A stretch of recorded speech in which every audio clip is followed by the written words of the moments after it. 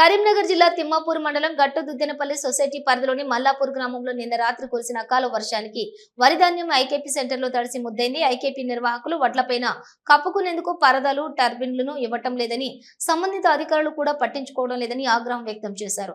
నెల రోజులవుతుందని ఐకేపీ సెంటర్లో ధాన్యం పోసి ఇప్పటి వరకు కొనుగోలు చేయటం లేదని, వడ్ల ఆరబోసుకునేందుకు స్థలం లేక రోడ్లపైనే వడ్లను ఆరబెట్టుకుంటున్నామన్నారు.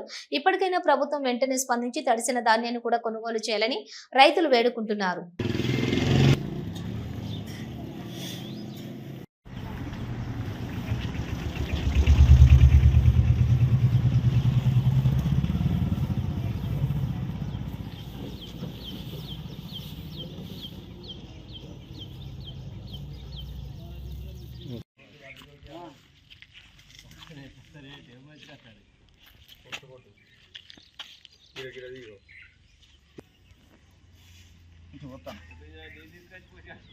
మంచి అయ్యో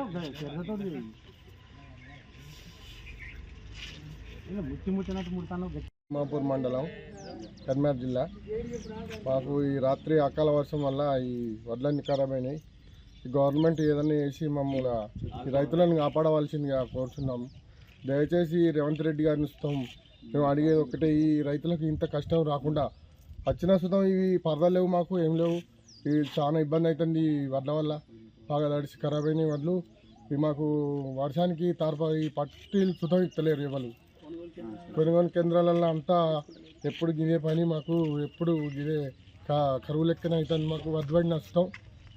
దయచేసి మీరు ఎట్లనన్నా మమ్మల్ని ఈ పచ్చి వడ్లు అయినా తీసుకొని కాపాడవలసిందిగా కోరుతున్నాం.